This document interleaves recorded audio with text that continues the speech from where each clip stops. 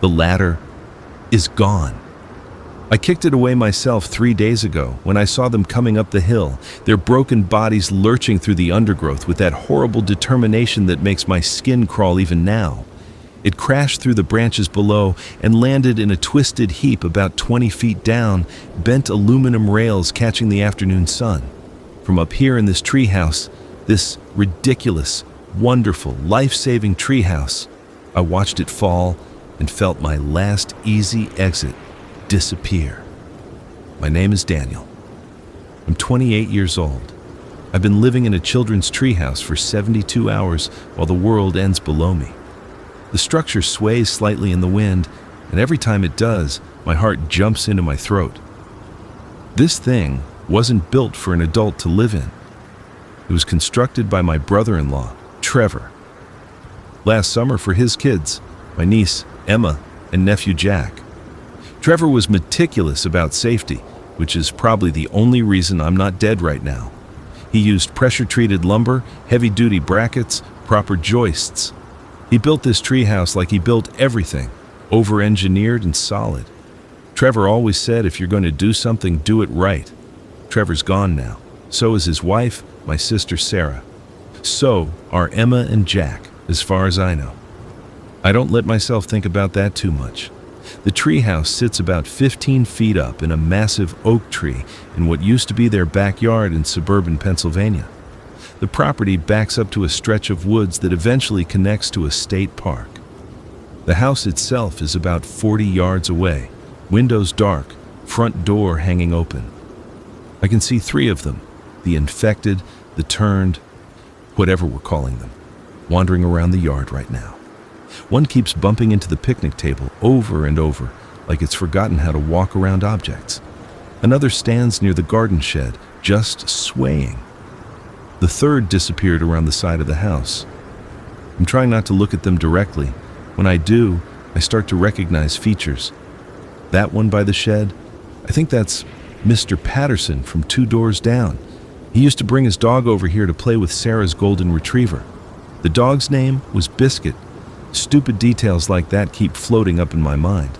The treehouse is roughly 8 feet by 10 feet, with walls about 4 feet high and a pitched roof that gives me maybe 6 feet of headspace in the center.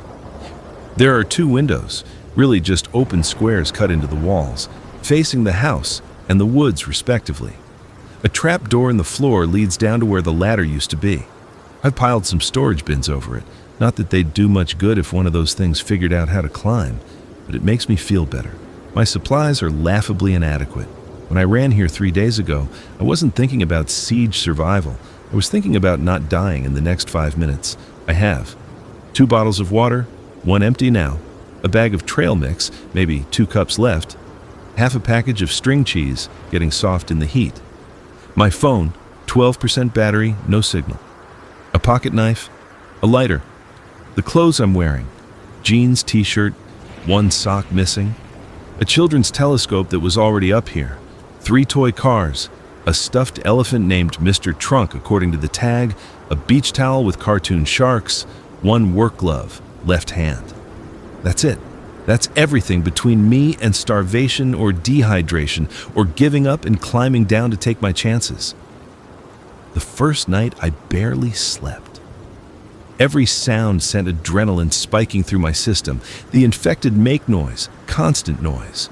Moaning, yes, like in the movies, but also other sounds. Clicking, gurgling, scraping. And their feet dragging through the leaves creates this constant whisper that never stops. I learned that night that silence can be worse than noise, because when they go quiet, I don't know where they are. I spent that first night pressed against the back wall, watching the trap door, convinced every second that hands would start pushing up through it. My body was one giant cramp by morning, every muscle locked tight with fear and tension. The second night, I tried to be smarter about it. I wedged myself into the corner where I could see both windows and the trap door. I set the toy cars up as an early warning system, balanced them on the bins over the trapdoor so they'd fall and make noise if anything disturbed them. It didn't help much. I still barely slept. Maybe 2 hours total, in 15-minute chunks. Now, it's day 4. The sun is setting, painting everything in shades of orange and red that would be beautiful if I wasn't so terrified. My mouth tastes like copper and fear. My tongue is starting to stick to the roof of my mouth. The last bottle of water won't last another day in this heat. I need to think. I need to plan. But my brain keeps short-circuiting, looping back to 3 days ago, to how I got here. It started normally. I'd driven up from Philadelphia to help Sarah with some yard work. She'd been stressed since Trevor took the kids to visit his parents in Ohio. Just gone for a long weekend, but Sarah always got anxious when they traveled. She was like that, a worrier, always imagining worst-case scenarios. I remember teasing her about it Friday morning while we planted new flowers along the front walk. "What's the worst that could happen?" I'd said, laughing. "They drive safe. Trevor's basically a professional dad. He probably packed 17 first aid kits." She'd thrown a handful of mulch at me. "Shut up. You'll understand when you have kids." I'd never have kids now. That's the kind of thought that keeps sneaking in. The world doesn't have room for kids anymore. Everything changed Saturday afternoon. We'd been working in the yard, sweating in the June heat, when Sarah's phone rang. I remember the way her face changed as she listened. Went pale, then red, then pale again. "Turn on the news," she said, after hanging up. "Now." We'd gone inside and turned on the TV just in time to see footage of chaos in Pittsburgh. The reporters were trying to stay calm, using words like disturbance and situation. But the camera showed the truth.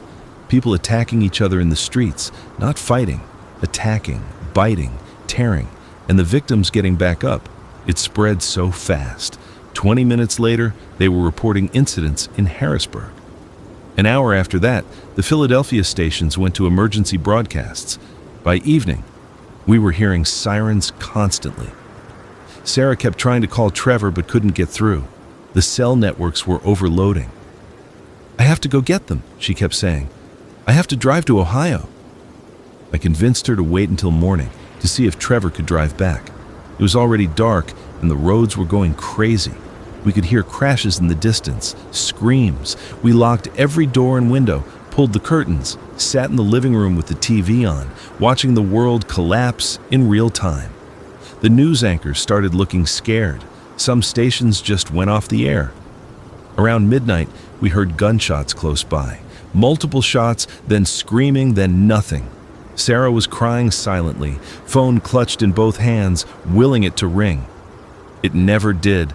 Sunday morning, everything was worse. The TV still worked, but most channels showed only emergency broadcasts or nothing at all. One station had a reporter barricaded in the studio, describing what he could see through the windows. People, former people, crowding the streets, some running, which the reporter seemed to think was significant. "The ones that are running? They're fresh," he kept saying. "The older ones, the ones who turned yesterday, they're slower. But these new ones, they're fast." That's when we heard the crash downstairs, the basement door smashing open. Sarah and I froze, staring at each other. Then sounds of movement below us, scraping, dragging. "Upstairs," I whispered. "Now." We ran for the second floor. I looked back once and saw it coming up from the basement. A man in a postal uniform, neck torn open, eyes empty and hungry. He saw us and lunged for the stairs, moving with horrible speed. We made it to the bedroom, locked the door. It hit the door seconds later, pounding, scratching. Sarah was screaming for me to help her move the dresser. We shoved it against the door just as the wood started splintering. The dresser bought us maybe 2 minutes. The door was coming apart. I looked around wildly, saw the window. "The treehouse," I said. "We can get to the treehouse from here." Sarah's bedroom window faced the backyard. The oak tree's branches came close to the house. I'd climbed out there once before, years ago, when I'd locked myself out and Sarah was at work. It was stupid and dangerous, but less dangerous than what was coming through that door. I got the window open. The branch was about 6 feet away, maybe 8 feet down. Definitely too far to just step across. "I'll go first," I said. "Make sure it holds. Then you follow." The door was buckling, long cracks spreading through the wood. I could see fingers pushing through, grasping. I climbed onto the windowsill, looked down at the drop to the patio below, looked at the branch, jumped. My hands caught it, but my body swung hard, legs flailing. For a sick moment, I thought I'd fall. Then, I got my legs up and around it, monkey style, hugging the branch like my life depended on it. Which it did. "Come on," I shouted to Sarah. She was on the windowsill now. Behind her, the dresser was sliding. The door would give any second. "I can't," she said. She was crying. "Danny, I can't. I'm not strong enough." "Yes, you are. Jump now!" The dresser fell over with a crash. The door exploded inward. The thing in the postal uniform stumbled through, and behind it I could see two more. Where had they come from? "Sarah, now!" She jumped. Her hands hit the branch but couldn't grip. I saw her fingers slide across the bark, saw her eyes go wide, saw her fall. She landed hard on the patio below. I heard the impact, heard her cry out. She tried to get up, but her leg was bent wrong, broken. The postal worker appeared in the window above, looked down at Sarah, then at me. It chose Sarah. It jumped down after her, landing in a crouch that should have broken its legs, didn't seem to notice or care, started dragging itself toward her. "No!" I was screaming, trying to climb down, but I was too slow, too far away. Sarah looked up at me one last time, held my eyes, said something I couldn't hear over my own shouting. Then it was on her. I turned away, climbed toward the treehouse as fast as I could, blocked out the sounds from below, had to. Would have fallen otherwise. I made it to the treehouse, pulled myself inside, looked back once. Sarah wasn't moving anymore, but she was changing. I watched my sister die and come back as one of those things, and I couldn't do anything except huddle in a children's playhouse and wait to die too. That was 3 days ago. The sun is gone now, full dark. The infected are more active at night. I can hear them moving around down there, bumping into things, making their awful sounds. There are more of them than during the day. I don't know where they come from or where they go. Maybe they wander in from the woods. Maybe they're drawn by some instinct to places people used to live. I need to stop thinking about Sarah. Need to focus on surviving, but my mind keeps going back, picking at the memory like a scab. I force myself to take inventory again. 1 bottle of water, maybe 16 ounces. Trail mix. I shake the bag and estimate about 1.5 cups. String cheese. 3 sticks left, probably spoiled by now in this heat. Should I risk eating them? Food poisoning might kill me slower than dehydration, but it would be a bad way to go while trapped up here. The phone is down to 11% battery. I've been turning it on every few hours to check for signal. Nothing. The last text I managed to send was Saturday night to my roommate Marcus back in Philly. "Stay inside. Lock everything. Serious." I don't know if he got it. Don't know if he's alive. I'm 28 years old. I manage a small bookstore in Philadelphia. I'm single. Broke up with my girlfriend Rachel 4 months ago. We argued about stupid things, about whose turn it was to do dishes and whether we should get a cat. Normal relationship problems that don't matter anymore. Because the world ended and I never got to tell her I was sorry for being a jerk about the cat thing. These are the thoughts that fill my head in the dark. Useless thoughts. Pointless memories of a life that's over. Something scrapes against the tree trunk below me. My whole body goes rigid. I hold my breath and listen. Scraping. Definitely scraping. Something is trying to climb. I crawl to the trap door and peer down through a gap between the bins. Can't see anything in the darkness.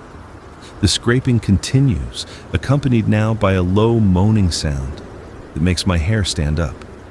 They can't climb. I've watched them for 3 days. They can barely walk in a straight line. They can't problem solve, can't coordinate their movements beyond the basic hunt and kill instinct. They can't climb. But the scraping continues. I grab the pocket knife and open it. The blade is maybe 3 inches long. Pathetic. But it's all I have. The scraping gets louder, closer. Something is definitely ascending the tree.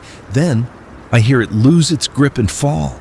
A thud as it hits the ground, angry moaning. The scraping starts again. It's trying to climb but can't figure out how, just scratching at the bark, pulling itself up a few inches before falling back down. Over and over. Some primitive drive pushing it to reach me, but without the cognitive ability to actually do it. I should feel relieved. Instead, I feel sick, because how long will it keep trying? All night? What if it gets lucky? What if it manages to claw its way high enough to reach the lower branches? I wedge myself back into my corner and watch the trapdoor, knife in hand, for another sleepless night. Morning brings no relief. The sun turns the treehouse into an oven. The pitched roof provides some shade, but not much. I'm sweating through my shirt, and I can't afford to sweat. Every drop of moisture I lose is hydration I don't have to replace. I finish the water.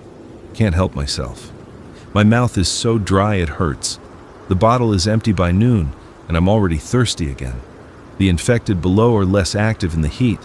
Most of them have retreated to shaded areas, under the porch, beneath the trees at the edge of the yard.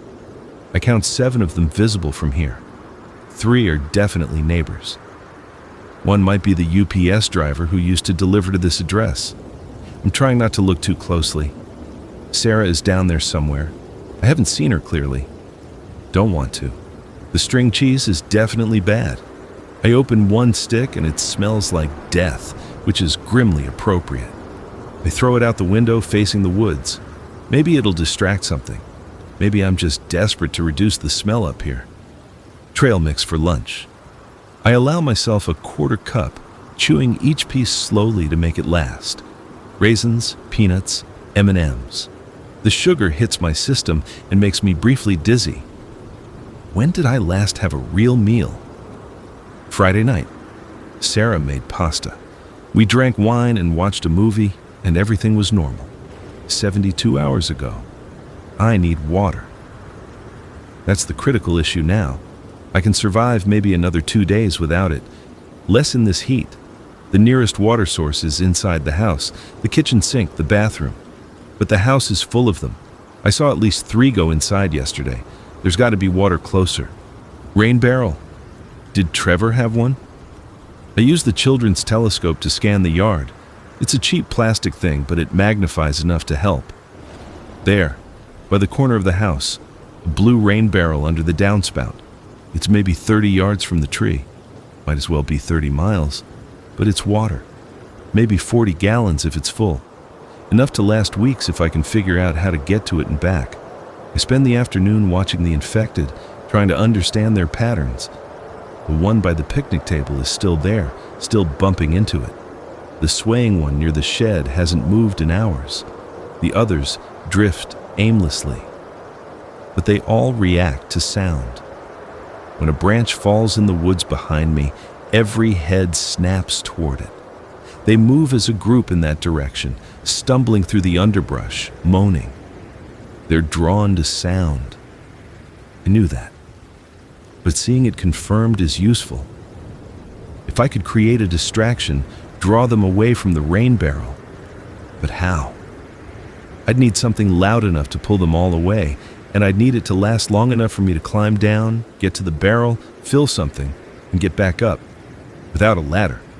A ladder. That's the real problem. I can climb down the tree. It's harder than climbing up, but possible.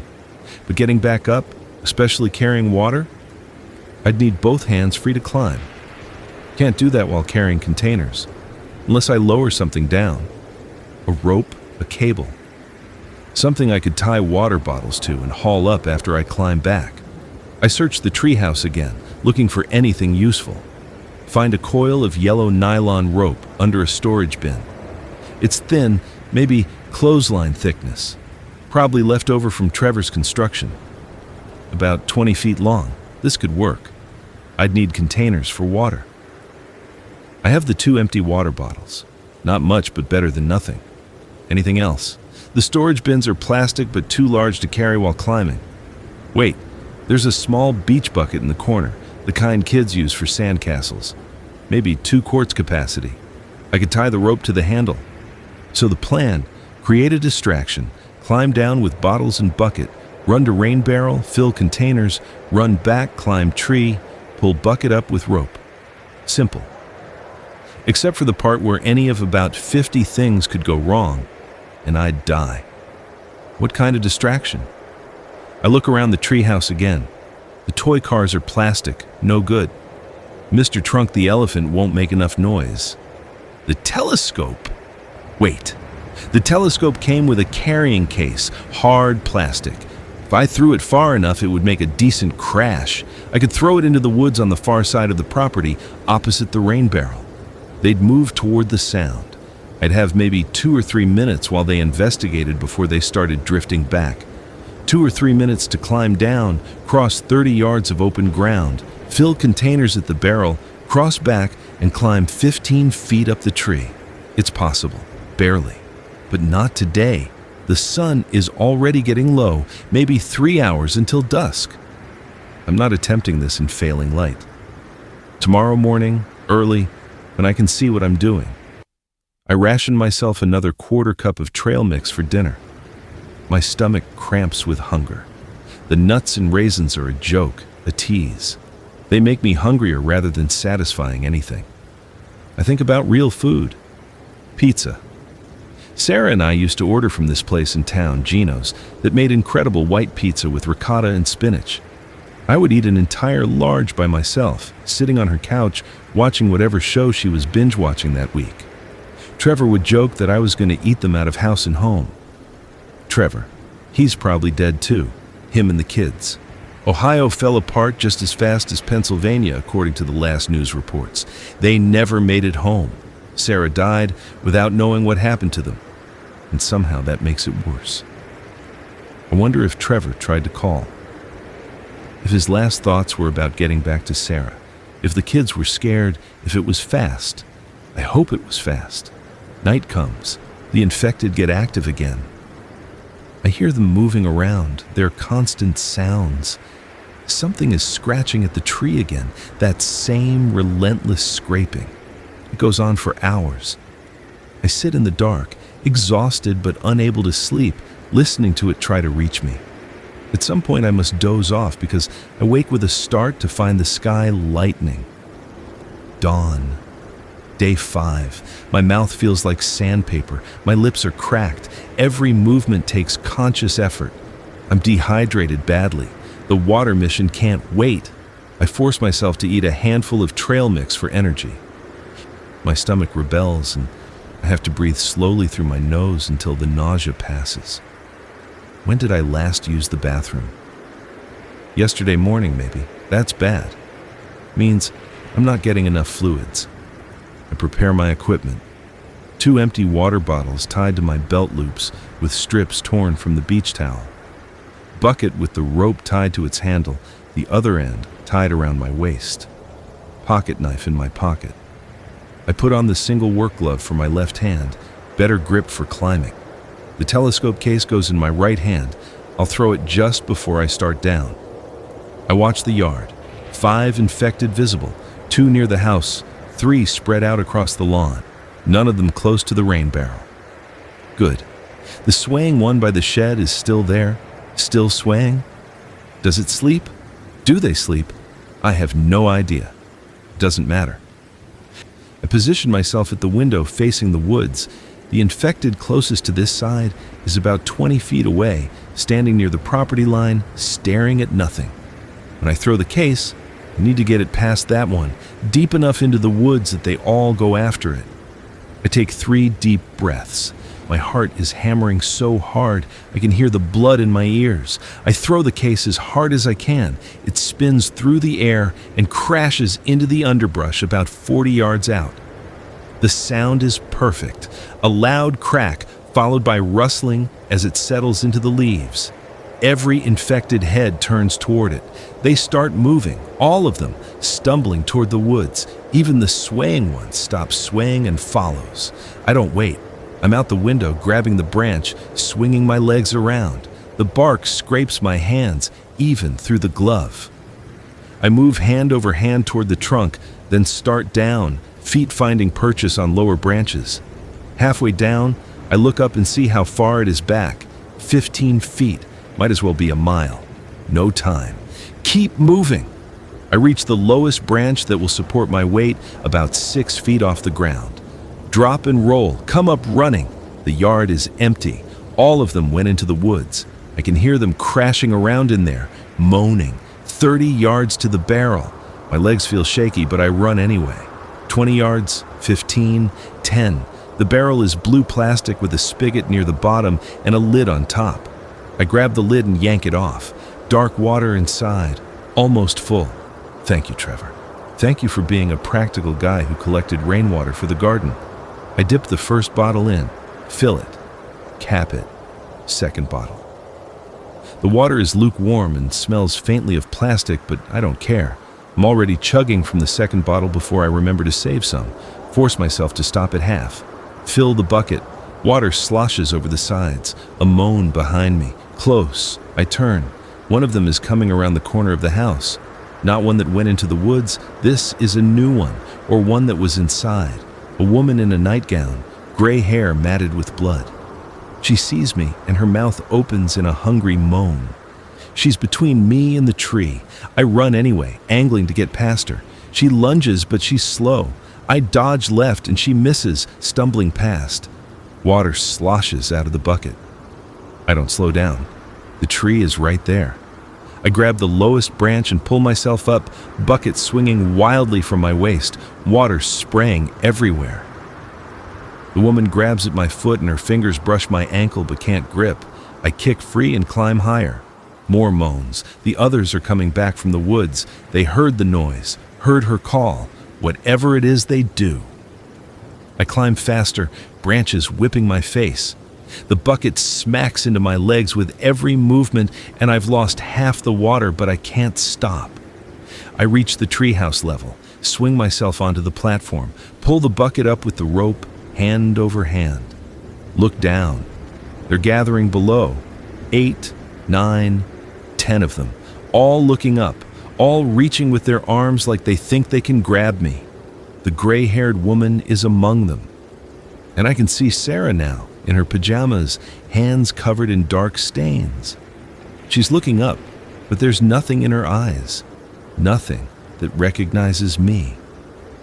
I turn away and inventory what I managed to save. 1 full water bottle, 1 half full.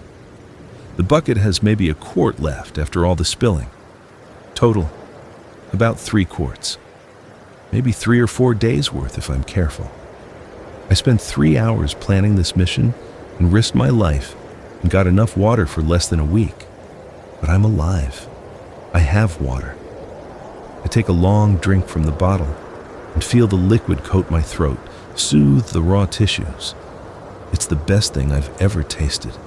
The infected stay below the tree for hours, milling around, moaning up at me. Eventually they drift away, but slower than before. They know I'm here now. Really know it. The gray-haired woman is the last to leave. She stands there looking up until afternoon, then finally wanders toward the house. I made too much noise, drew too much attention. The next water run will be harder, but I have water now. I have a few more days. That's something. I ration the water carefully over the next 2 days, allowing myself small sips every few hours. The trial mix runs out. I eat the last handful on day 6, and then I'm out of food completely. My stomach cramps constantly. I'm getting weaker. When I stand up, black spots swim across my vision. I need food. The house is full of food. The kitchen, the pantry, Sarah's well-stocked refrigerator, all of it 30 yards away through a yard full of infected and inside a house with more of them. But there's nowhere else to get food. The neighbors' houses are too far away. I'd never make it across those distances without being caught. This is it. This is the only option. I spend day 7 watching the house, learning patterns. 3 infected seem to have made it their territory. They go inside, come back out, wander around. One of them, Mr. Patterson from down the street, goes in and out through the broken front door every few hours, like he's stuck in some loop, some memory of coming home. The back door is intact, but probably locked. The basement door that the first one broke through is open, but that's where they came from. No way I'm going down there. Windows? The ground floor windows are all intact except one. The living room window is shattered, probably from someone trying to get in or out. That's an option. I could climb through, grab food from the kitchen, which is connected to the living room, get out. Except the infected go in and out through that window too.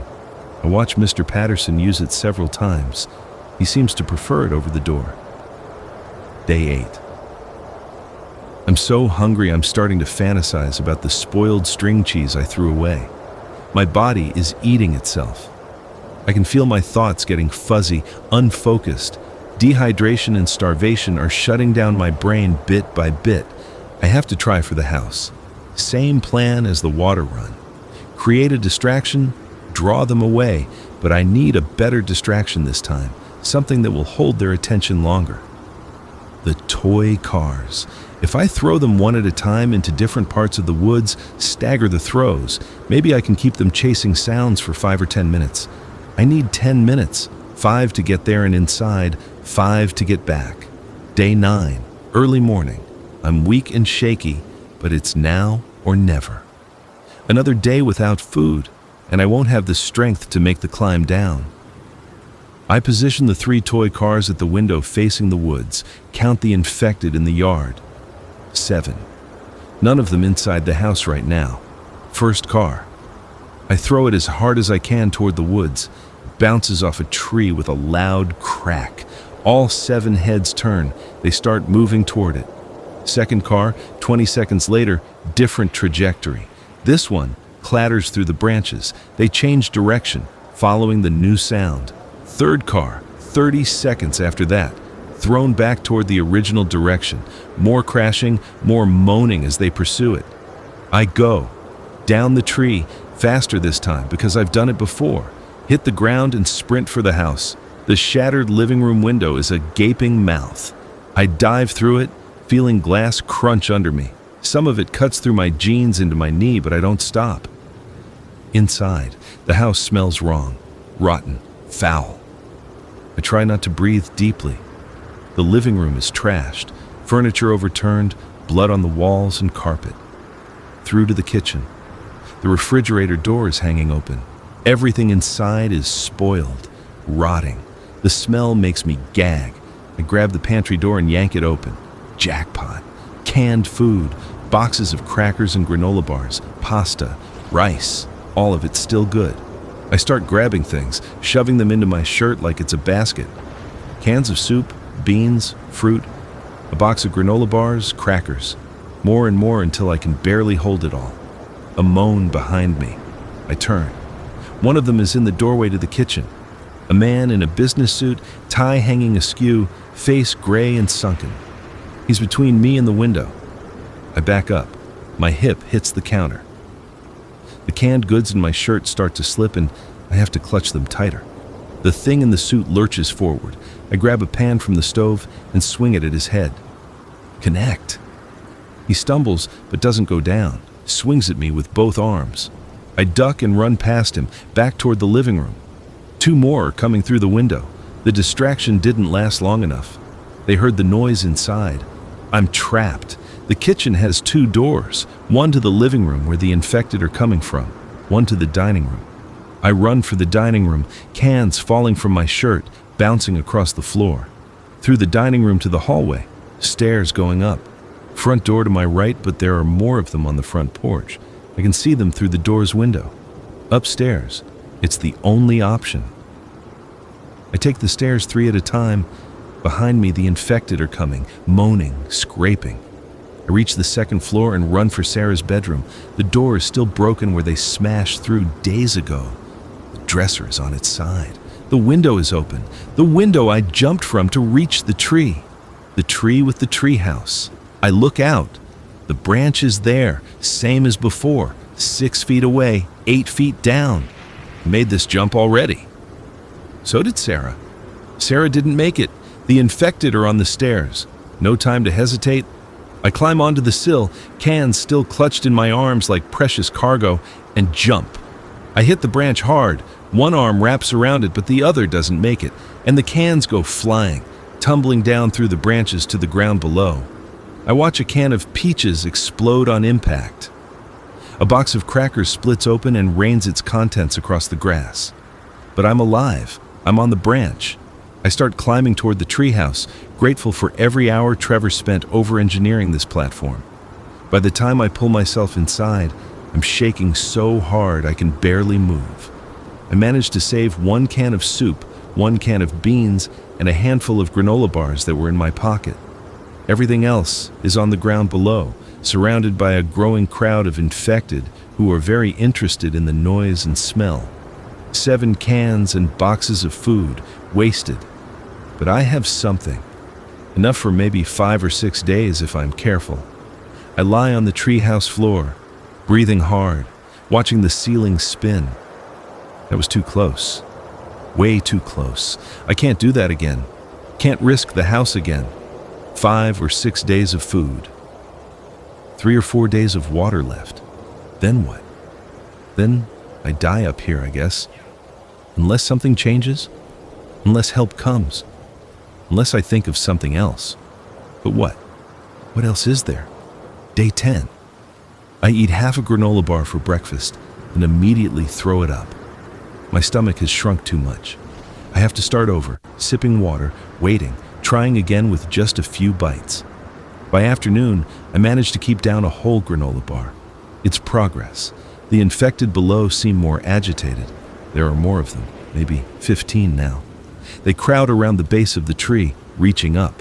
One of them, not one I recognize, keeps trying to climb, gets a few feet up the trunk before falling. But it keeps trying, all day long. Try, fall, try again. What if it learns? What if they can adapt, figure things out? I've been assuming they're mindless, but what if I'm wrong? What if they're getting smarter? That night, I barely sleep. Every sound makes me think they're climbing. I keep the pocket knife open in my hand, ready. For what? I don't know. If they get up here, a 3-inch blade won't save me. Day 11. Still alive. Another granola bar for breakfast, half a can of beans for lunch, eaten cold because I have no way to heat them. They taste like dirt, but I keep them down. The nausea is fading. My body is remembering how to process food. I'm going to make it. Somehow. I just have to hold on. Day 12 changes everything. I'm sitting by the window, watching the afternoon shadows lengthen when I hear it. A sound I haven't heard in nearly 2 weeks. An engine. A vehicle engine. Distant, but getting closer. I grab the telescope and scan the street beyond the house. There, a pickup truck moving slowly, weaving around abandoned cars and bodies. It's got makeshift armor welded to the sides. The windows are covered with metal grating. Someone alive. Someone with a vehicle and supplies and a way out. I start shouting, waving my arms. The truck is too far away, they can't possibly hear me, but I keep yelling anyway, desperately. The truck stops. The driver's door opens. A man gets out, tall and broad-shouldered, carrying what looks like a rifle. He's wearing heavy clothing despite the heat. Armor, I realize. Protection against bites. He raises the rifle and starts shooting. Methodical, precise shots. Each one drops an infected. He's clearing the street. "Here!" I scream. "I'm here in the tree!" He doesn't hear me. He gets back in the truck and starts to drive away. No! No! No! No! I look around frantically for something to throw, something to make noise. The telescope. I grab it and hurl it with all my strength toward the street. It falls short, lands in the yard, but it makes a loud crash. The truck stops. The driver gets out again. This time he's looking around, searching for the source of the noise. I wave both arms, jump up and down on the treehouse platform. The whole structure shakes. He sees me. He waves back, points to himself, then to the house, making gestures I don't understand at first. Then, I get it. He's asking if there are more people, if anyone is in the house. I shake my head violently, point to myself. One person. Just me. He nods, gets back in the truck. For a horrible moment, I think he's leaving. But no, he's driving closer, navigating around the debris in the street, pulling into Sarah's driveway. The infected notice. They start moving toward the truck. There are maybe 20 of them now, all converging on this new sound, new movement. The man gets out. He's got the rifle and something else, a machete in his other hand. He starts cutting through them, literally cutting. The rifle cracks, the machete swings, and bodies drop. He's done this before. He's good at it. 5 minutes and the yard is clear. Bodies everywhere, but none moving. He looks up at me and shouts, "Can you get down?" "The ladder's gone," I shout back. "I kicked it away." He looks around, spots the ladder in the bushes where it fell, retrieves it. It's bent but functional. He props it against the tree. "Come on, we need to move fast. More will come." I don't hesitate. I grab my 3 remaining cans of food, the water, stuff them in my pockets. Climb down the ladder so fast I nearly fall. My legs are weak from 12 days in the treehouse, barely holding me up. The man grabs my arm to steady me. "You hurt?" "Just weak. Hungry." "We got food, come on." He half carries me to the truck, throws me into the passenger seat, runs around to the driver's side. Infected are emerging from the woods, from between houses, dozens of them. He guns the engine and we lurch forward, crashing through the garden fence, bouncing over the curb onto the street. We're moving. We're actually moving. I'm out. I'm saved. I start laughing. Can't help it. Hysterical, gasping laughter that might also be crying. The man glances at me, concerned. "When did you eat last?" he asks. "Yesterday. Maybe. I don't know." "What day is it?" "June 23rd. Tuesday. 12 days. I've been up there 12 days. There's water behind the seat," he says, "and some energy bars. Don't eat too fast or you'll puke." I find the water, drink carefully. Find a bar and take small bites. My hands are shaking so badly I can barely unwrap it. "Thank you," I manage. "Thank you. I thought I was going to die up there." "You did good," he says. 12 days alone? That's impressive. Most people don't make it a week. "What's your name?" "Carter. You?" "Daniel." We drive in silence for a while. The streets are nightmares, abandoned cars, bodies, some still moving. Carter navigates around the worst of it, occasionally stopping to shoot infected that get too close. He's calm, efficient. This is routine for him. "Where are we going?" I ask. "There's a group of us, about 40 people. We've got a safe place outside of town. Farm with good walls, plenty of supplies. You'll be safe there." 40 people. There are 40 people still alive. More than that in other places. We've heard radio reports. There are groups all over, people organizing, fighting back. This isn't over, Daniel. It's bad, but it's not over. I want to believe him. I look out the window at the ruined suburbs, the shambling corpses, the burned buildings. How is this not over? But then I think about Carter, driving around, rescuing people. About a group of 40 survivors working together, about radio reports of other groups. Maybe he's right. Maybe this is just the beginning of whatever comes next. We drive for an hour, leaving the suburbs behind. The infected thin out in the rural areas. There are some wandering the roads, but Carter just drives around them. Eventually, we turn down a long dirt road leading to a large farm property. I can see walls, actual constructed walls, maybe 10 feet high, made of logs and sheet metal. There's a gate that opens as we approach. People with guns on the walls, organized, defended. We drive through and the gate closes behind us. We're inside. I made it. 12 days in a treehouse, starving and terrified, and I made it. Carter helps me out of the truck. A woman approaches, middle-aged, wearing practical clothes and carrying a medical bag. "New rescue?" she asks Carter. "Found him in a treehouse, 12 days alone. He's dehydrated and malnourished but mobile." She looks me over with professional eyes. "Can you walk?" "I think so. Come with me. Let's get you checked out, fed, and cleaned up. You're safe now." Safe. The word sounds foreign. I've forgotten what it means. She leads me toward one of the farm buildings that's been converted to living quarters. Other people are around, doing tasks, looking wary but organized. Kids playing in a fenced area, normal human activity in the middle of the apocalypse. There are children here, I say, surprised. 17 kids under 12, the woman says. Her name is Helen, she tells me. She's a nurse. We're trying to keep some normalcy for them. It's important. She takes me to a room with a bed, an actual bed, and clean sheets.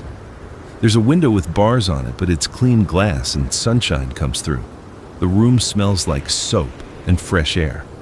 Sit, Helen says. Let me check your vitals. She examines me while asking questions. When did I last eat? Sleep?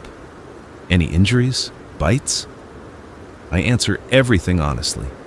No bites, no serious injuries beyond some scrapes and bruises. Just 12 days of slowly dying in a children's playhouse. You're lucky, she says. Another few days and you'd have been in real trouble. As it is, you're severely dehydrated and your electrolytes are off. I'm going to start an IV, get some fluids in you. Then we'll work on food, slowly. Your stomach needs to readjust. She hooks up an IV bag while explaining the community rules. Everyone works, everyone contributes. There are assignments, farming, security, cooking, maintenance. They'll find something I can do once I'm recovered. There's a council that makes major decisions. Everyone gets a vote. They're trying to rebuild some form of civilization out here. What about outside? I ask. The rest of the world? We don't know much, Helen admits. Radio reports are scattered. Some cities are completely gone. Others have military holdouts. There's talk of government continuity in some places, but nothing confirmed. Mostly, we hear from other survivor groups like ours. We're all just trying to hang on. The IV fluids feel amazing. I can almost feel my body soaking them up, revitalizing. Helen brings me a small bowl of broth and some crackers, makes me eat slowly. It's the best meal I've ever had. Rest now, she says. Sleep. You're safe here. I'll check on you in a few hours. She leaves, and I'm alone in this room with a real bed and clean sheets and the sound of children playing outside. I lie down and close my eyes. For the first time in 12 days, I feel safe enough to really sleep. I wake to darkness and panic, thinking I'm back in the treehouse. But then I remember. The farm. Carter. I'm safe. The panic recedes. Someone left a lamp on a low setting. There's a glass of water by the bed and a plate with a sandwich. Simple. Just bread. And what looks like canned ham. But my stomach growls at the sight. I eat slowly, sipping water between bites.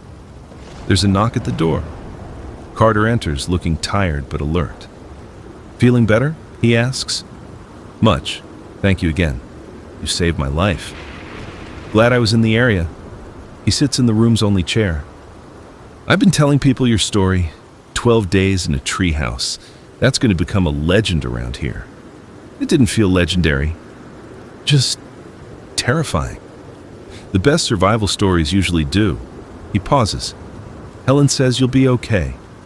Few more days of taking it easy, then you can start helping out around here. You got any useful skills? I managed a bookstore. Not exactly survival skills. Can you read? Write? Of course. Then you can help with inventory, record keeping. We need people who can organize information. It's more important than you'd think. We talk for a while. Carter tells me about the farm, about how they've set up systems for water, food production, security. They have solar panels for some electricity. A well that still works. Chickens, and a few cows they managed to rescue from nearby farms. They're planning to plant crops, thinking long term. We're not just surviving, Carter says. We're planning to live. Really live.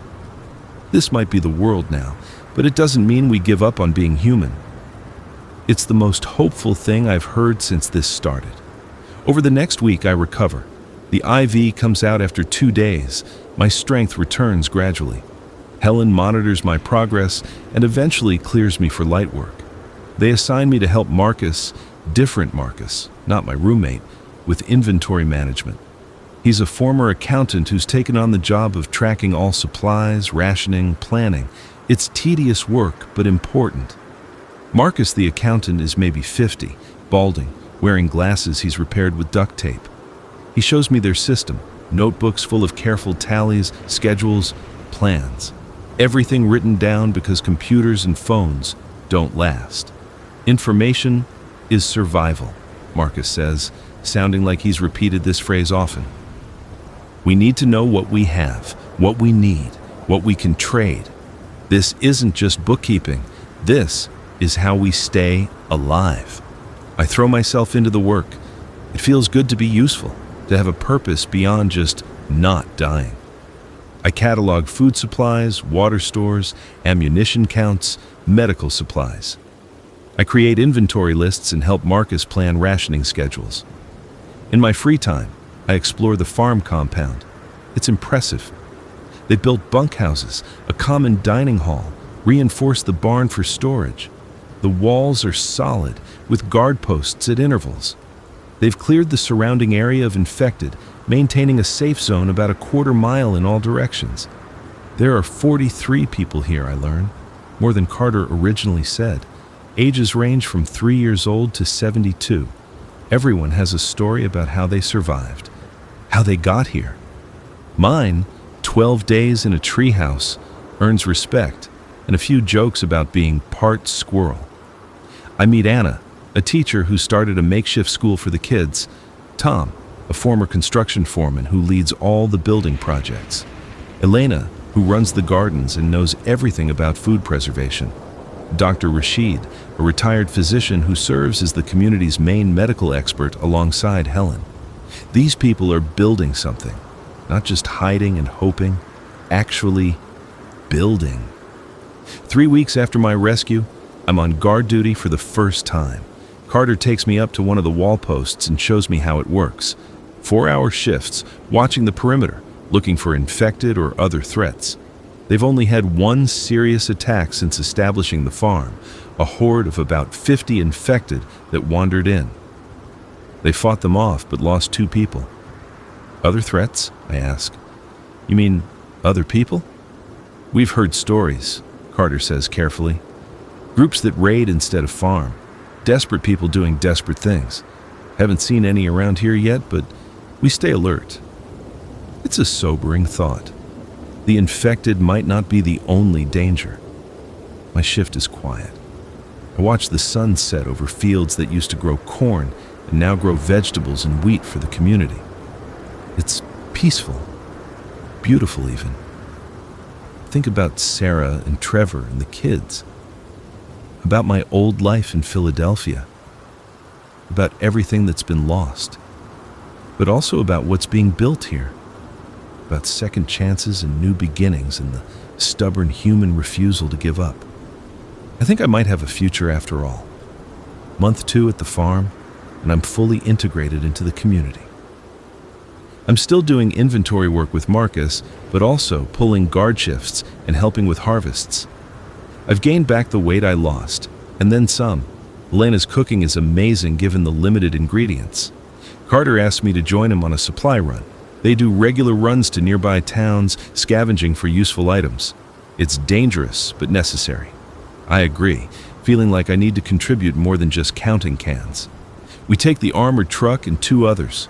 Julia, a former cop who's one of the best shots in the group, and Ben, a big guy who used to work construction with Tom. 4 people, heavily armed, heading into the ruins of a small town about 30 miles away. The town is dead, literally. Bodies everywhere, infected, wandering aimlessly. We approach quietly, park the truck a few blocks from our target, a pharmacy that might still have medications. Stay close, stay quiet, Carter whispers. We get in, grab what we need, get out. No heroics. We move through the empty streets. It's eerie. This was someone's home, someone's community. Now it's a graveyard. We pass houses with toys in the yards, cars in driveways, normal life frozen in place and rotting. The pharmacy has been looted, but not emptied. Julia keeps watch while Carter, Ben, and I search the back storage room. We find bottles of antibiotics, pain medications, insulin. Jackpot. These supplies could save lives. We're loading bags when Julia hisses a warning. "We've got company. 3 infected coming from the east." "Time to go," Carter says. We move quickly but quietly toward the truck. The infected spot us and start moaning, which draws more. Within minutes, there are a dozen of them converging on our position. "Run!" Carter shouts. We sprint for the truck. Ben trips, goes down hard. Carter and I grab him, haul him up. The infected are close, too close. Julia starts shooting, dropping the nearest ones. We pile into the truck and Carter guns the engine. Something hits my window. An infected woman, face pressed against the glass, hands scrabbling. Carter swerves, and she falls away. More of them are in the street ahead. He plows through, the armored front bumper sending bodies flying. We make it clear of the town and back to rural roads. Everyone is breathing hard, adrenaline pumping. "That was close," Ben says. "It's always close," Julia replies. "That's why we're careful." Back at the farm, we unload our haul. Dr. Rashid is thrilled with the medications. "This is months of supplies," he says. "Maybe a year if we're careful. Good work." That night, the community has a small celebration. Elena has made something that's almost bread using wheat from the fields. There's vegetable stew. Someone found a guitar and plays songs. People laugh and tell stories. I sit with Carter and Julia, eating and listening. "You did good today," Carter says. "Kept your head, helped Ben when he fell. You're becoming a real part of this group." "I'm trying. You all saved me. Least I can do is help save others." "That's the idea," Julia says. "We all save each other. That's how we make it." Later, I'm lying in my bunk, listening to the quiet sounds of the compound at night. Someone snoring. The distant sound of guards changing shifts. Normal sounds of people living. I think about the treehouse. About those 12 days of isolation and terror. It feels like years ago now, like a different life. In a way it was. That was the end of who I used to be. This is who I am now, a survivor, part of a community, someone with a purpose. The apocalypse took everything from me, my family, my home, my old life. But it also gave me this, a new family, a new purpose, a chance to be part of something bigger than myself.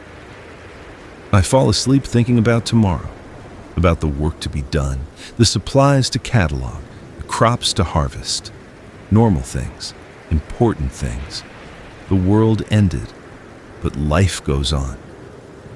Month 4, late September. The farm has grown to 63 people. Carter and Julia lead regular rescue missions, bringing back survivors. Each new person brings skills and knowledge. We're getting stronger. The crops are coming in. Harvest time.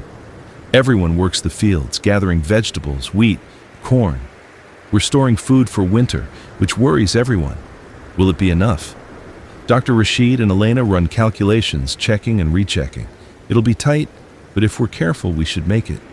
I've become close with a few people. Anna, the teacher, and I spend evenings talking about books and what we miss about the old world. Ben and I share guard shifts and swap survival stories. Elena has been teaching me to cook, which is both practical and meditative. And there's Stephanie. She arrived a month ago, rescued from a collapsed apartment building where she'd been trapped for weeks. She's my age, an engineer in her old life, now working with Tom on infrastructure projects. We've been spending time together, talking, working, side by side. It's strange to think about romance in the apocalypse, but humans are humans. We need connection, love, hope. She makes me laugh, makes me think about futures, plural, not just tomorrow, but months and years ahead. One evening, we're sitting on the wall, watching the sunset, and she takes my hand. "Tell me your story," she says. "Your real story. Everyone says you spent 12 days alone in a treehouse. So I tell her everything. The drive to Sarah's house, the outbreak, Sarah falling from the tree, the isolation and fear, the hunger and thirst, thinking I was going to die up there, being rescued. She listens without interrupting. When I finish, she squeezes my hand. "You're the bravest person I know," she says. "I'm not brave. I was just too scared to give up." That's what bravery is. Being scared and keeping going anyway. We sit in comfortable silence, watching the sky turn colors. After a while, she leans her head on my shoulder. "We're going to make it," she says. "All of us. We're going to survive this and build something better." "You really think so?" "I have to. The alternative is too depressing." I squeeze her hand back. "Then yeah, we're going to make it." Month 6, December. The first snow falls, and it's both beautiful and terrifying. Will the walls hold in winter weather? Will the infected slow down in the cold? We don't know. We've never faced winter like this. The cold does seem to affect them. They're slower, less active. This gives us opportunities. Carter organizes a major supply run to a warehouse they've had their eyes on.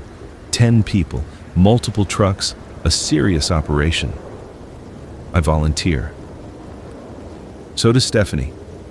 Carter looks at us like he wants to say no, keep us safe, but he needs everyone. The warehouse is 30 miles away in an industrial area. It used to supply restaurant equipment. Not much food, but tools, generators, equipment we desperately need.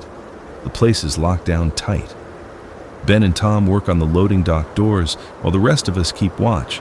It's cold, our breath fogging in the air. The infected are sparse here, maybe drawn to warmer areas. We get inside, and it's a treasure trove. Commercial kitchen equipment, yes, but also generators, tools, propane tanks, shelving, storage containers. We load the truck systematically, taking everything useful. That's when we hear the engines, other vehicles approaching. Carter signals everyone to hide. We take positions behind pallets and equipment, weapons ready. 3 trucks pull up. Armed people get out, not infected, survivors. But the way they're carrying their weapons, the way they move, this isn't friendly. "Anyone in there?" a man shouts. "We know you're there. Saw your trucks." Carter steps out, rifle visible but not aimed. "Just gathering supplies. No trouble here." "Those supplies are ours," the man says. He's big, bearded, wearing tactical gear that looks military. "This whole area is our territory." "Didn't see any signs saying so." "Well, you're seeing it now. Everything in that warehouse belongs to us. You can leave the trucks and walk away, or we can do this hard." There are 8 of them, 10 of us. But nobody wants a fight. Carter raises his hand slowly. "We don't want trouble. We've got sick people back at our camp. Kids, we need these supplies." "Not my problem. Trucks." "Now!" I see Stephanie hidden behind a pallet near me. She's looking at the raiders' trucks, studying them with her engineer's eye. She catches my eye and mouths something. "Distraction!" Before I can stop her, she's moving, quiet as shadow, circling around toward the raiders' vehicles. The standoff continues. The bearded man is getting impatient. His people are spreading out, flanking. This is about to turn violent. Then, one of the raiders' trucks explodes. Not a big explosion. Something with the fuel line sparks, smoke, flames. Everyone jumps. The raiders turn toward their burning truck, and in that moment, Carter opens fire. We have surprise and cover. The firefight is short and brutal. 2 raiders go down immediately. The rest scramble for their trucks. One more falls before they retreat, tires screaming, leaving their burning truck and 2 bodies behind. Carter calls for a status check. Everyone reports in. No injuries on our side. Julia and Tom check the fallen raiders, one dead, one dying. The dying one gets morphine from our medical kit. Then he's gone too. Stephanie emerges from behind the Raiders' trucks, looking shaken. I just pulled a fuel line, she says. Sprayed gas on the engine block. Figured it would smoke or catch. I didn't expect. You saved us, Carter says. Quick thinking. But Jesus, Stephanie, that was dangerous. I know, I'm sorry, we need these supplies. I couldn't let them take them. We load up quickly and get out. Nobody feels good about what happened. 3 people died. We killed them. Yes, they were going to kill us, but still. The weight of it sits heavy on all of us during the drive back. At the farm, there's a meeting. We tell the council what happened. Some people are angry we fought. Others say we had no choice. Marcus points out that if word spreads about us, more raiders might come. We need better defenses, Tom says, and we need to be ready for this to happen again. We can't be naive about how people behave when there's no law. The council votes to strengthen security. More guards, better weapons, training for everyone. The world is dangerous in new ways now. We have to adapt. That night, Stephanie and I sit in the dining hall after everyone else has gone to bed. I killed those people, she says quietly. That explosion, it was me. They were going to kill us. I know that, but I still did it. I took lives. How do we come back from that? How do we stay human when we're doing things like this? I don't have an answer. We sit in silence, holding hands, trying to process a world where good people have to do terrible things to survive. We remember why we're doing it, I finally say. We're protecting the kids, the future. We're trying to save something worth saving. Is that enough? It has to be. Month 9, March. Spring is coming, and with it, hope. The winter was hard, but we made it. Lost 3 people to illness, 2 elderly folks and 1 of the kids. It hurt. The community mourned, but 60 people survived when the world said we shouldn't. The infected are more active again in the warmer weather. We've had to clear them out several times, but we're efficient at it now, practiced. We've learned their patterns, their limitations. They're dangerous, but manageable. Carter leads an expedition to check on other survivor groups we've heard about on the radio. He takes Julia, Ben, and 2 others. They're gone for a week. When they return, they bring news. There are groups all over, Carter reports at the community meeting. Some bigger than us, some smaller. We found a town about 60 miles north that has maybe 200 people. They've cleared out the whole downtown, built real fortifications. And they're talking about organizing, connecting groups, maybe forming something like a government. Is that realistic? Someone asks. How do we organize when the infected are everywhere? The infected are thinning out, Julia says. We're seeing fewer of them. They don't reproduce, they just die and rot. Everyone we kill is 1 less. Some of the groups we talk to think in another year or 2, the infected might be rare enough to really start rebuilding. A year or 2, that's a timeline. That's hope. The meeting goes late into the night, discussing possibilities. Should we connect with these other groups? Trade? Share information? Eventually, the council votes yes. We'll send representatives to this larger town, establish relations, start building networks. Over the next months, things change rapidly. The farm becomes a node in a growing network of survivor communities. We trade crops for manufactured goods, information for supplies. Carter and Julia lead diplomatic missions. Marcus and I handle the increasingly complex logistics of trade and inventory. Stephanie and I move into a small cabin together. It feels absurdly normal, like playing house at the end of the world. But it's real. We're building a life together, planning futures. She talks about projects she wants to do, infrastructure improvements for the farm. I talk about starting a library, preserving books and knowledge. We talk about children, about whether it's responsible to bring a child into this world. It's not decided, but we're thinking about it. That alone feels like progress. Month 12, a year since the outbreak, the community holds a memorial service for everyone we've lost. It's solemn, painful. We name the dead, Sarah, Trevor, Emma, Jack, and all the others. Everyone has names to add to the list, but we also celebrate survival. A year ago, the world ended. Today, we're still here. We're farming, building, living. There are children playing, people laughing, hope surviving. Dr. Rashid makes a speech.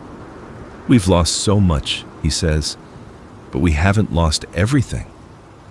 We have each other. We have knowledge. We have the will to survive and rebuild. Our ancestors faced plagues and disasters before. They survived. So will we. Someone starts singing. Others join in. It's an old song, something about holding on and hope. I don't know all the words, but I sing anyway, standing next to Stephanie, surrounded by this chosen family. After the service, Carter pulls me aside.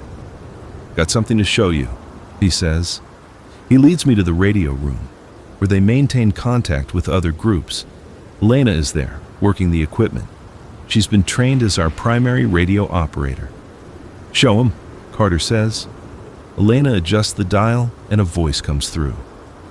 Clear, official sounding. Repeating.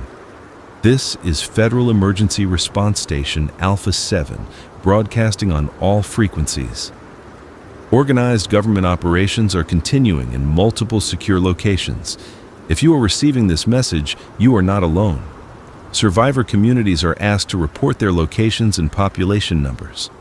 We are coordinating relief efforts and working toward restoration of services. This is not the end. We will rebuild. Stay strong. This message will repeat. I stare at the radio. Government? There's still a government? Fragments, Carter says. But yeah, they're out there, trying to coordinate. We've made contact with military units that are escorting supply convoys, clearing infected, helping communities. It's slow, but it's happening. So, we might actually make it. Not just survive, but actually rebuild civilization. That's the idea. Long way to go, but yeah, we might actually make it. I think about the treehouse, about those 12 days when I thought the world had truly ended, about how wrong I was. The world didn't end. It changed. We changed with it. Month 15, July. Hot summer again, but this year we're prepared. We've expanded the fields, built more structures, improved the walls. The farmhouse is 87 people now, and there's talk of starting a second location nearby to handle growth. Stephanie is pregnant. We found out last week. It's terrifying and wonderful and overwhelming. A baby, a new life in this new world. Dr. Rashid examines her and declares everything looks good. Helen starts preparing, making sure we have everything needed for prenatal care and delivery. The whole community rallies around us. This baby isn't just ours. It's everyone's hope, everyone's future. I think about being a father, about teaching my child to read and write, about explaining what the world was like before, about giving them a better world than the one we have now. Carter announces he's stepping down from his leadership role. He'll still be part of the community, still help out, but he wants to train others to lead. We can't rely on one person, he says. We need systems, structures that outlast any individual. The community holds elections. A council of 5 is chosen. Anna wins a spot, as does Julia. Marcus and Tom round out the council, along with a newcomer named David, who has experience in agriculture. They'll rotate leadership duties, make decisions collectively. It's a small democracy at the end of the world. It's beautiful. Month 18, October. The baby is due in 2 months. We've prepared a nursery in our cabin. Stephanie has painted the walls with scenes from nature, trees, birds, sunshine. It's gentle and hopeful. The radio brings good news. The federal coordination is working. The infected population has dropped by an estimated 70% nationwide. Some cities are being reclaimed. Power grids are coming back online in places. Schools are reopening. It's slow, painfully slow, but it's happening. One evening, I walk out to where the treehouse used to be. Carter led a mission back to that house months ago. brought back photos for me. The treehouse is still there, weathered and empty. Looking at the photos, I remember the fear, the hunger, the certainty that I would die alone. I was wrong. I didn't die. And I'm not alone. I have Stephanie. I have this community. I have a child coming. I have a future. The apocalypse taught me something I never understood before. Humans are resilient. We adapt. We survive. We help each other through impossible situations, and we rebuild. Sarah would have liked seeing this. She was a builder, always planning, always thinking ahead. Trevor would have loved this farm, this community. He would have been here, hammer in hand, building something better. They didn't make it, but their spirit lives on, in the walls we build, in the crops we plant, in the children we raise. I'm going to tell my child about them, about Sarah and Trevor and Emma and Jack, about the family I lost and the family I found, about how humans died by the millions, but humanity survived, about how I spent 12 days in a treehouse waiting to die, and instead learned how to live. Month 21, January. Baby Emma, named for my niece, is born on a cold, clear night. The delivery is long and difficult, but Stephanie is strong. Dr. Rashid and Helen guide her through it. I hold her hand the whole time, remembering to breathe when she squeezes hard enough to crack bones. When Emma finally arrives, tiny and screaming and perfect, the whole world changes again. I hold my daughter and look into her eyes and see the future, a real future, one worth fighting for. The community celebrates. Someone made a cake, actual cake, with sugar from a recent trade mission. The children sing songs for the baby. It's the most normal pre-apocalypse thing we've done. Elena holds Emma and cries. She'll grow up in a better world than this, she says. We'll make sure of it. And I believe her. We will. We're already doing it. Month 24, 2 years. The farm is thriving. We have over 100 people now, 200 acres under cultivation, trade relations with a dozen other communities. The walls have been expanded. We have electricity 4 hours a day from the solar panels Tom and Stephanie engineered. We have a school with 8 students and growing. The infected are rare now. We see them occasionally, stragglers, but they're not the threat they were. Humans are learning to handle them, clear them out, reclaim the land. The world is healing. Carter and Julia get married. It's a simple ceremony, conducted by Dr. Rashid, who's acting as our unofficial officiant for such things. They exchange vows in front of the community, promising to love and support each other. There are tears and laughter and joy. Afterward, there's a party. Real music from instruments people have found or made. Dancing. Someone found beer in a warehouse, and we ration it out, 1 per adult, and toast to love and survival. I dance with Stephanie, Emma sleeping in a carrier on my chest. We sway to the music, and I think about the journey that brought us here, from a treehouse where I waited to die to this moment, holding my family, surrounded by friends, celebrating life. Happy? Stephanie asks. Yeah. Really happy? You? Incredibly. I love you, Daniel. I love you too. Emma makes a small sound in her sleep. Stephanie and I both freeze, then laugh at ourselves for being such nervous parents. She settles back into sleep. The music plays. People dance. Children run around playing tag. Stars shine overhead, same stars that shone during the worst moments. Now watching over something beautiful. The world ended 2 years ago. But life, stubborn, resilient, beautiful life, continues. Month 30. The farm has become a town. We've attracted enough people and built enough infrastructure that we're not just a farm anymore.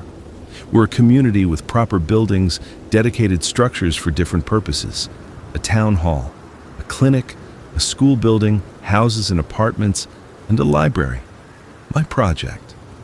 We've collected books from dozens of sources, organized them, created a real lending system.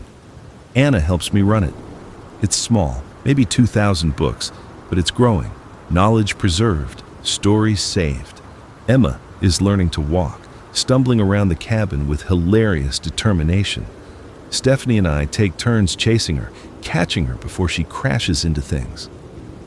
She laughs every time she falls, gets back up, tries again. She doesn't know about the infected. She doesn't know about the world before. To her, this is normal life. The walls and the guards and the communal meals are just how things are. Maybe that's okay. Maybe she doesn't need to know about the fear and the loss. Maybe we can give her a childhood that's just childhood. The radio brings announcements about the first elected Congress and the new government. Representatives from survivor communities across the region meeting to draft new laws, new systems. Democracy rebuilding itself from the ashes. Carter is elected as our representative. He leaves for a month to attend the first session, held in a reclaimed university in what used to be the capital of a neighboring state. When he returns, he's excited. They're drafting a constitution, he tells the town meeting. Not like the old one, something new, built on what we've learned. Stronger federal coordination for emergencies, but preserving local autonomy. Environmental protections built in from the start. Universal health care. It's ambitious, but possible. When does it take effect? Someone asks. Years, probably. But we're part of it now. Part of something bigger. We're not just surviving anymore. We're citizens again. We have a country again. It sounds impossible. But so did surviving the apocalypse.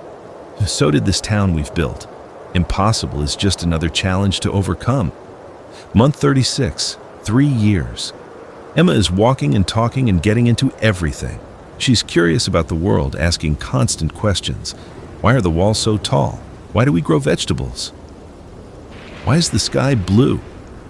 I answer her questions as best I can, watching her absorb information like a sponge. She's smart. She'll grow up educated, skilled. She'll help build the future. Stephanie is working on a major project, a water treatment facility that will serve the whole town and eventually pipe clean water to neighboring communities. It's engineering on a scale we haven't attempted before. She's passionate about it, spending long hours planning, designing, problem solving. I've taken on additional responsibilities. I serve on the town council now, helping make decisions about growth and development. I also teach classes at the school, reading, writing, history, passing on knowledge to the next generation. The infected are nearly gone. Months pass between sightings. When one is spotted, a team goes out and handles it quickly, efficiently. They're no longer a daily threat, just an occasional hazard. Like a dangerous animal you watch out for but don't fear constantly. Some communities are taking down their walls, feeling safe enough without them. We're not there yet, but we're talking about it. Debating. Some people want the security of walls, others want the openness of before.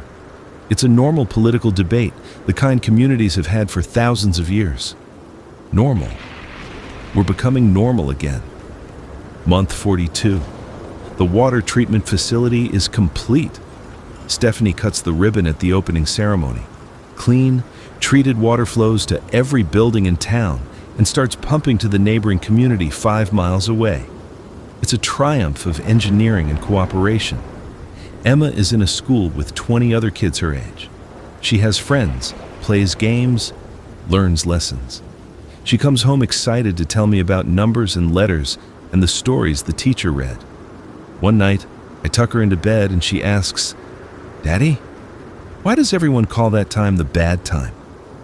"What do you mean, sweetheart?" "Grown-ups talk about the bad time, when everything changed. Why was it bad?" I think about how to answer, about whether to shelter her or be honest. I choose honesty. A long time ago, before you were born, people got very sick. They died and became dangerous. We had to hide and protect each other. Lots of people died. It was very sad and very scary. But we're okay now? Yes, baby. We're okay now. We made it better. Did you get sick? No, I was lucky. I had to hide for a while, but friends helped me. That's why we always help each other, okay? Because we're stronger together. Okay. Daddy, she yawns. I'm glad you didn't get sick. Me too, baby. Me too.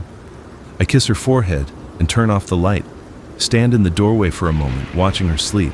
My daughter, my miracle, living proof that hope survives. Month 48. 4 years. The town has its first harvest festival. Not because we need to celebrate the harvest for survival. We have enough food now, enough stored, enough trading partners. We celebrate because we want to, because it's fun, because humans gather and celebrate, and that's part of being human. There are games and contests, pie-eating competitions using real fruit pies, sack races for the kids, a band playing folk music, dancing, laughter, joy. Emma wins a blue ribbon for her drawing in the children's art contest. It's a picture of our family, her, Stephanie, and me, standing in front of our cabin with the sun shining. Bright colors, simple shapes, the work of a 4-year-old, and it's the most beautiful thing I've ever seen. We hang it on the cabin wall, right next to the window where we can see it every morning. That evening, the whole town gathers for a bonfire. People share stories, sing songs. The older folks tell tales about before the outbreak. The younger ones, Emma's age, listen with wide eyes, not quite believing a world without walls existed. Carter stands up and makes a speech. He's older now, grayer, but still strong. 4 years ago, he says, I was driving through ruins, looking for survivors, not sure if there was any point. I found Daniel in a treehouse, starving and scared. I brought him here. That was one person. Now look around, over 200 people, children. Schools, a water system, a government, a future. We did that, all of us. We survived the worst thing that ever happened to humanity, and we rebuilt. We're still rebuilding. It'll take years, maybe decades, but we're doing it. So tonight, let's celebrate, not just surviving, living, really living, because that's what we fought for. That's what everyone who didn't make it would want. They'd want us to live, to love, to build something beautiful. So let's do that. Let's live. The crowd applauds. Someone starts singing. The bonfire crackles and sparks rise into the night sky, carrying our hopes up toward the stars. I hold Stephanie's hand and watch Emma dance with the other children, and I know Carter is right. We survived. We're rebuilding. We have futures, plural, stretching out ahead of us. The apocalypse happened. The world changed, but it didn't end. It just became something new. Something we're still figuring out. Something we're building together, one day at a time. And that's enough. That's more than enough. That's everything. Month 60, 5 years. The walls come down. It's a community decision, debated for months. In the end, the council votes to remove them. The infected are gone, officially declared extinct by the new federal government after 2 years without a confirmed sighting. We don't need walls anymore. It's strange at first, seeing the town without its barriers, vulnerable, open, but also free, connected to the land around us, no longer hiding. Emma starts kindergarten in a proper school building. She learns to read, sounding out words with intense concentration. She brings home books from the library, my library, and we read together every night. Stephanie is pregnant again. A boy this time, the ultrasound says. We're going to name him Trevor, after my brother-in-law. Stephanie never got to meet him, but she loves the stories I tell. The town has electricity most of the day now. Wind turbines and solar panels provide steady power. We have refrigeration, lights. Some people even have televisions, though there's not much to watch. But it's the principle. Technology returning, civilization rebuilding. I'm elected mayor. It's a part-time position, more coordinator than ruler, but it means something. People trust me to represent them, make decisions, lead. Me, the guy who spent 12 days hiding in a treehouse, unable to save his own sister. I've learned that survival isn't about being brave or strong. It's about enduring, about getting up every day and trying, about accepting help and giving help, about staying human when everything pushes you to give up. Month 66. The new federal government holds its first national election, real democracy, with campaigns and debates and voting. Carter runs for a Senate seat. He loses, but honorably. Says he's proud just to participate. Trevor, baby Trevor, is born in March. The delivery is easier this time. Stephanie knows what to expect. Dr. Rashid is still there, older and slower, but his hands are steady. Trevor comes out screaming and healthy. Emma is fascinated by her little brother. She wants to hold him, help feed him, tell him stories. She takes her role as big sister seriously. We're a family, a real, complete family. Something I thought I'd never have. Month 72. 6 years. The town hosts a regional festival. Communities from across the region come together to trade, share information, celebrate. Over 1,000 people gather in what used to be empty fields. There are merchants selling goods, craftspeople demonstrating skills, musicians performing, athletes competing. It feels like a state fair from before, that same energy of community and celebration. I walk through the festival with my family, Stephanie carrying baby Trevor, Emma running ahead to see everything. We stop at a booth where an artist is selling paintings. One catches my eye. It's a landscape showing ruins being reclaimed by nature, green growing through concrete, life persisting. Rebuilding, the artist says when she notices me looking. That's the theme. We're all rebuilding. I buy the painting. It'll go in the town hall, a reminder of where we came from and where we're going. That evening, all the community leaders meet for a dinner and discussion. We talk about challenges, managing growth, preserving resources, educating children, maintaining security without paranoia. We talk about hopes, restored infrastructure, new technologies, stronger connections between communities. Someone mentions that a group out west is working on restoring internet connectivity. Not the old internet, but something new, a mesh network linking communities. It might work. It might bring back instant communication, shared knowledge. The future keeps unfolding, full of possibilities. Month 84, 7 years.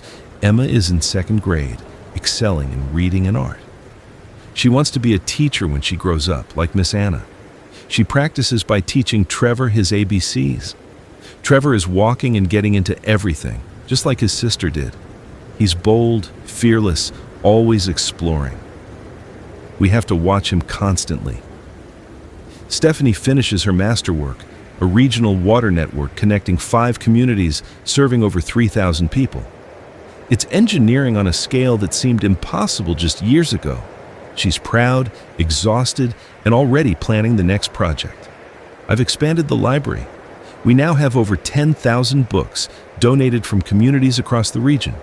We've started a traveling library program, sending books to outlying areas. Knowledge spreading, literacy growing. The town has grown too. Over 500 people now. We've subdivided the land, created neighborhoods. There's a main street with shops and businesses, a park where children play, churches, 3 different ones, serving different faiths. Humans doing human things. Month 90. I stand at the edge of what used to be the farm, looking at the town spread below.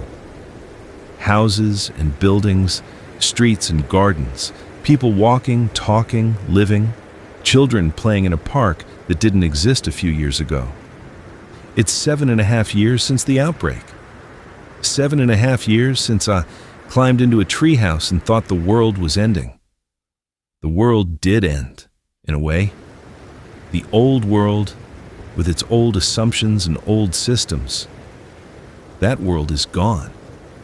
But this world, this new world we're building, it's better in some ways, more intentional, more careful, more focused on what matters.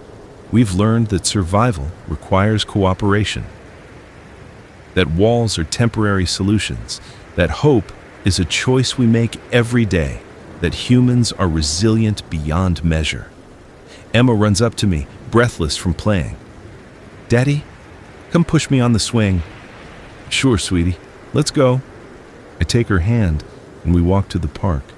Stephanie is there with Trevor, watching him toddle around the play area. I push Emma on the swing and listen to her laugh, and I think about the journey that brought us here. From a treehouse to this town, from hiding to building, from fear to hope. The infected are gone, a nightmare from the past. The new government is functional, expanding, communities are connecting, technology is returning, the population is growing, slowly, carefully, but growing. We're going to make it, not just survive, but actually make it, build something lasting. Give our children a future worth having. That night, after the kids are asleep, Stephanie and I sit on our cabin porch. We can see the lights of the town, warm and welcoming in the darkness.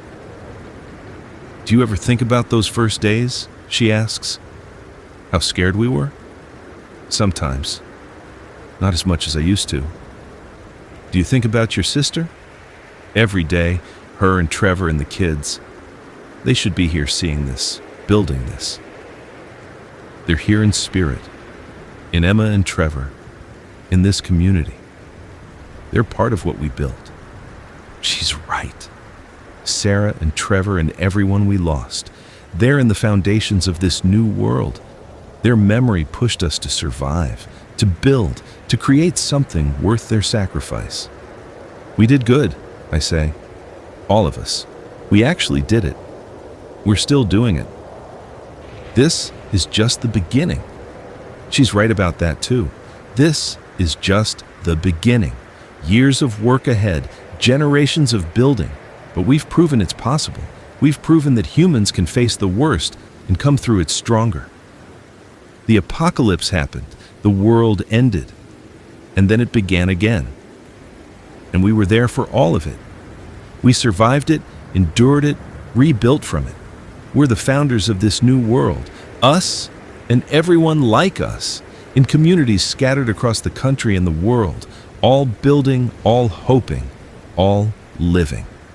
Month 120. 10 years. We hold a ceremony at the site where the old farm stood. A memorial has been erected, a stone monument with names carved into it. Everyone who died in this community, everyone who didn't make it to see this day. Sarah Mercer, Trevor Mercer, Emma Mercer, Jack Mercer, and hundreds of other names. Thousands across the region, millions across the world. We gather around the monument, and Dr. Rashid, now truly elderly but still sharp, leads us in remembrance. 10 years ago, humanity faced its darkest hour, he says. We lost billions. We lost civilization as we knew it. But we didn't lose hope. We didn't lose each other. And we didn't lose the will to rebuild. Today, we honor those who didn't survive. We remember them. We carry them forward in our hearts and in our actions. They are the foundation we built on, the reason we fought to survive. And we pledge to make the world they would have wanted, a world of compassion and cooperation, a world where children grow up safe and educated, a world where we remember the lessons we learned and never forget the price we paid. May their memory be a blessing and a guide. We place flowers at the monument. Emma, now 10 years old, places a drawing she made, her memory of the great aunt and uncle and cousins she never met, created from my stories. Trevor, 7, places a toy car, something he made in school. Later, there's a celebration. 10 years of survival, 10 years of rebuilding. The town, now officially a city, with a charter and a council and proper governance, throws a festival. Music and food and joy. Representatives from the federal government attend. They bring news of the wider world. The infected are globally extinct, confirmed. No sighting anywhere in 3 years. The threat is over. The population is recovering, slowly. From billions to millions, now growing again. Farms and factories producing, schools in every community, technology advancing. The internet restored, better and more secure than before. Humans doing what we do best, surviving, adapting, building. We're going to make it. We did make it. That evening, I walked to the edge of the city, to where a new forest is growing. Trees planted over the last decade, young but strong. And there, preserved as a historical landmark, is Sarah and Trevor's old property. The house has been rebuilt, turned into a museum dedicated to the outbreak and recovery. And behind it, in that massive oak tree, the treehouse still stands. It's been reinforced, made safe for visitors. A plaque explains, "In this treehouse, survivor Daniel Mercer spent 12 days during the initial outbreak." His story of endurance represents millions of personal stories of survival during humanity's darkest time. I climb up. The ladder has been replaced with proper stairs now, and sit in the treehouse. It's smaller than I remember, more cramped. How did I spend 12 days up here? But I did, because I had to, because giving up wasn't an option. I look out over the city lights spreading across the landscape where once there was only darkness and death. I think about the journey from that terrified man hiding in a children's playhouse to this, a husband, father, mayor, survivor, builder. We did this, all of us. We took the worst catastrophe in human history and turned it into a new beginning. The apocalypse was real. The suffering was real. The loss was unbearable. But so was the hope. So was the resilience. So was the love that kept us going. I climbed down from the treehouse one last time, walked back to the city, to my home, to my family. Emma and Trevor are waiting for me, eager to show me their school projects. Stephanie has made dinner, real food, fresh vegetables from gardens, bread from wheat we grew. We eat together and talk about our day, making plans for tomorrow. Normal things, beautiful things. The world ended, but we didn't, and that makes all the difference. Epilogue, year 50. I'm 78 years old now. Emma is 54 with grandchildren of her own. Trevor is 51 and runs the Regional Water Authority. Stephanie passed 5 years ago, peacefully, in our bed, with me holding her hand. I miss her every day. The city has grown to 50,000 people. It's connected by highways and railroads to hundreds of other cities. The federal government is strong, serving millions of citizens. Technology has advanced beyond where it was before. We learned from our mistakes. The infected are history. Children learn about them in school the way we learned about ancient plagues, a cautionary tale about the fragility of civilization and the importance of preparedness, but also a story of hope, of resilience, of humans facing the impossible and surviving. I'm writing this in the library I started with 2,000 books and that now holds hundreds of thousands.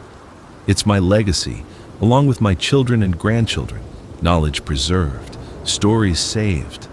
Young people sometimes ask me about those early days, about the 12 days in the treehouse, about what it was like when the world ended. I tell them the truth. It was terrifying. It was painful. It was the worst thing imaginable. But it was also the beginning of something better.